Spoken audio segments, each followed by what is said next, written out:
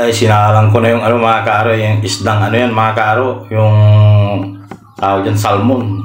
Salmon parang galunggong style mga karo. Tapos tinadtad ko na rin yung ano, tatadtarin ko ng pinong-pino yun, yung carrots na yun. Ay, okay na yan mga karo. Hihimayin natin yan. Yan ang pinakamahirap na parte mga karo, yung paghihimay, yung pagtanggal ng ano, ng sabit o tinik mga karo. Pagkatapos na pwede mo nang alin yan, buklatin. Himahimayin mo lang ng maliliit mga karo.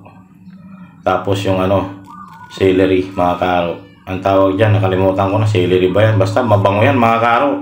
Sakto sa iluluto natin yan mamaya mga karo. Yan yung dahon yan. Lalo yung dahon yan mga karo. Ang bango sa ano yan, pagkain. Magigisa na tayo mga karo. Bawang. Tapos bigyan natin ng sibuyas mga karo. Alam nyo na kasunod dyan, paminta pala mga karo.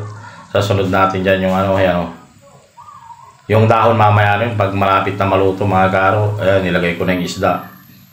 Sarap nyan mamaya mga karo.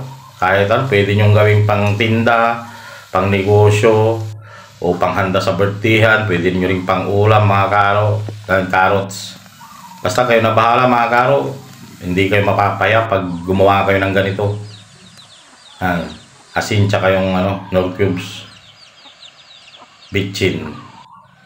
Sarap niyan mamaya mga karo. Promises. Ayun na mga karo, nilagay na ni Kaaro. Lagyan ko ng ano yan, 2 itlog mga karo. Tapos minikos ko lang ng konti yan. Alam na kasunod dyan mga karo, magbabalot na yan. Yan, yung pre-finished product natin mga karo. Yun. Ganda ng kulay. At binabalot na ni Ermat ko yung ano. Yung napagod ako sa paggawa ng kung ano pa man dyan. Ayos na kaharo. Prito na natin yan. Bang! Boom! Ganda na. Okay na yan mga karo. Sunod ulit. Bang! Ayun na naman mga karo. Ayos na yan mga karo. Yan yung naluto. Dami-dami din yan mga karo. Tanghalian tayo dyan. Taga-Luzon, Visayas, Mindanao. Tsaka nasa ibang bansa dyan, pananghalian na dito sa Pangasinan. Panangod tulad dyan Pangasinan mga karo. Mangod tayo namin.